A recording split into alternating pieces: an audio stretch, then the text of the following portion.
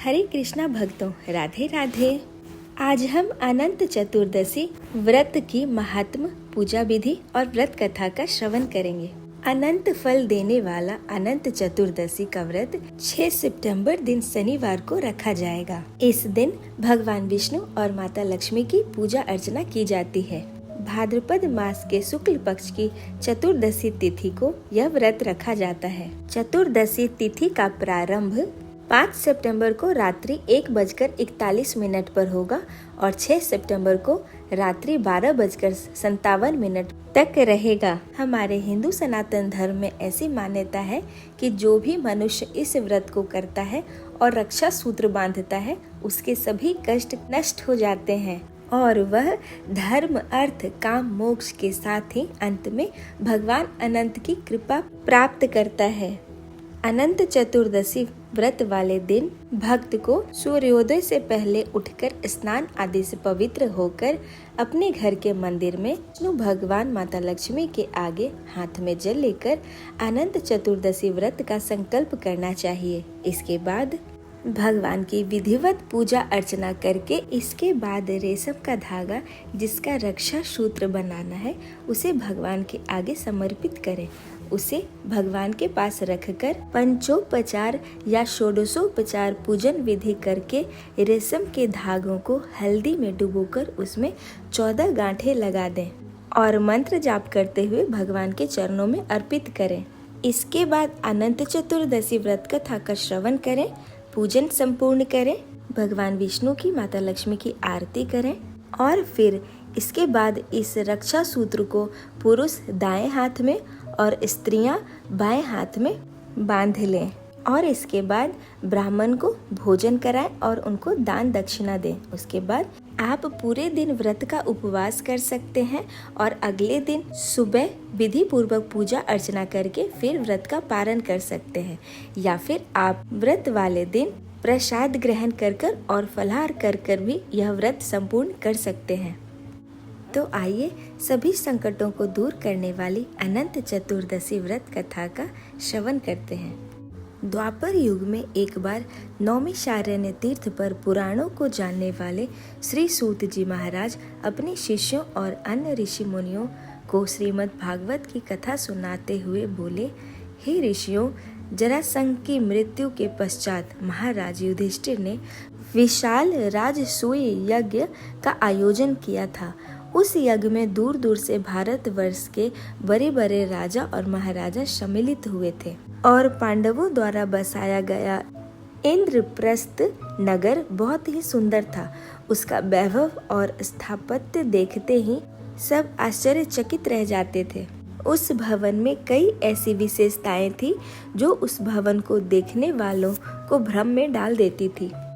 उस भवन में जहाँ पर अग्नि प्रज्वलित होती दिखाई पड़ती थी, वहाँ सब कुछ सामान्य होता था और जहाँ जल होता था वहाँ स्थल होने का आभास होता था और जहाँ स्थल होता था वहाँ जल होने का भ्रम होता था। ऐसी विभिन्न विशेषताओं वाले उस भवन को देखने के लिए दुर्योधन भी गए और उस भवन की भव्यता और सौंदर्य को देखकर विस्मित हो गए। तभी एक स्थान पर जहाँ जल था परंतु स्थल होने का भ्रम हो रहा था, वहाँ जल में वो गिर पड़ा और उसे ऐसी अवस्था में देखकर द्रौपदी जोरों से हंस पड़ी और उसने दुर्योधन को अंधे का पुत्र अंधा कह दिया। द्रौपदी द्वारा किए इस अपमान से दुर्योधन तिलमिला उठा और फिर उसने पांडवों और द्रौपदी को अपमानित करने और उनसे उनका राज्य छीनने की इच्छा से पांडवों को हस्तिनापुर आकर द्यूत खेलने का निमंत्रण दिया और उस चौसर द्यूत के खेल में कपट के द्वारा पांडवों का राज्य छीनकर उन्हें दास बना लिया और महारानी द्रौपदी को जीतकर उन्हें दासी कहकर अपमानित किया और उसके चीरहरण का प्रयास किया। उस समय द्रौपदी के सम्मान की रक्षा स्वयं भगवान कृष्ण ने की थी और इसके बाद पांडवों को 12 वर्ष का वनवास और 1 वर्ष के अज्ञातवास का प्रण निभाने के लिए कहा गया और एक सम्राट से महाराज युधिष्ठिर एक वनवासी बन गए थे उनका समस्त वैभव उनके पास से चला गया था। वो अपने भाइयों और रानी द्रौपदी के साथ वन में रहने के लिए विवश हो गए। और जंगल में एक बार जब भगवान श्री कृष्ण उनसे भेंट करने के लिए आए, तब उन्होंने दुखी होकर उनसे अपने मन का सारा हाल कहा और उनसे उपाय पूछा कि कैसे उनकी समस्त परेशानियों का नाश हो सकता है। कौन सा ऐसा व्रत और पूजन है जिसके करने से उन्हें उनका खोया हुआ मान सम्मान और राज्य प्राप्त हो सकता है। तब भगवान श्री कृष्ण ने उन्हें अनंत चतुर्दशी के व्रत का विधान बतलाया। श्री कृष्ण ने कहा, हे धर्मराज युधिष्ठिर, अनंत भगवान का व्रत एवं पूजन करने से आपकी समस्त परेशानियों का और समस्त दुखों का नाश हो जाएगा और जो कुछ भी आपने खोया है वह पुनः आपको प्राप्त हो जाएगा। आपकी सभी मनोकामनाएं पूर्ण होगी। यह कहकर भगवान श्री कृष्ण ने उन्हें अनंत चतुर्दशी के व्रत की विधि बताकर उसकी कथा सुनाई। अनंत चतुर्दशी की व्रत की कथा बताते हुए श्री कृष्ण बोलते हैं, प्राचीन काल में सतयुग के समय में एक ब्राह्मण हुआ करते थे। उनका नाम सुमंत था। उनका विवाह वशिष्ठ गोत्र में उत्पन्न हुई भृगु की सुंदर कन्या से हुआ था और विवाह के बाद उनके उत्तम गुणों वाली कन्या का जन्म हुआ। उन्होंने उसका नाम सुशीला रखा। सुशीला की अल्पायु में उसकी माँ का स्वर्गवास हो गया था। तब उसके पिता सुमंत्र का दूसरा विवाह करकसा नाम की कन्या से हुआ। करकसा स्वभाव से बहुत ही दुष्ट थीं और वे सुशीला के प्रति द्वेषपूर्ण भाव रखती थीं। समय के साथ साथ सुशीला भी बड़ी हुई और वह विवाह के योग्य हो गई और उसके रूप और गुणों की चर्चा सुनकर वेदों के ज्ञाता और मुनियों में श्रेष्ठ कौंडिल्य ऋषि सुमंत के पास सुशीला के विवाह की इच्छा को लेकर आए। कौंडिल्य ऋषि ने सुमंत से उसकी पुत्री सुशीला का विवाह उनके साथ करने के लिए कहा। तब सुमंत ने खुशी के साथ अपनी पुत्री का विवाह कौंडिल्य ऋषि के साथ करा दिया। अपनी पुत्री को विदा करते समय उसे कुछ देने की इच्छा से सुमंत अपनी पत्नी करकसा से कहा, तो उसने घर के सारे पुराने सामान और बारात के खाने के लिए, रास्ते के भोजन के लिए रात का बचा हुआ भोजन बांध दिया। यह सब सुशीला ने देख लिया।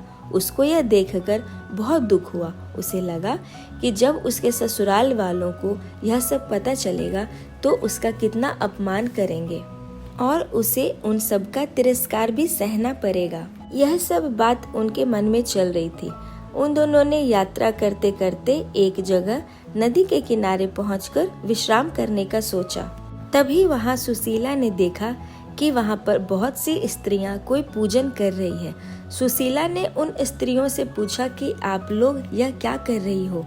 तब उन्होंने उसे बताया कि आज अनंत चतुर्दशी है और हम सब अनंत भगवान का व्रत एवं पूजन कर रहे हैं। इस व्रत के करने से मनुष्यों की सभी मनोकामनाएं पूर्ण होती है।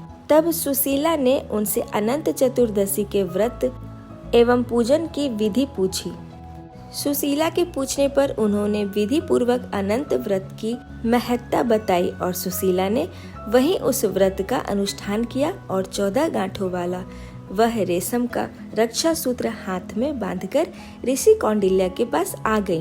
कौंडिल्य ने सुशीला के हाथ में बंधा रक्षा सूत्र के बारे में पूछा।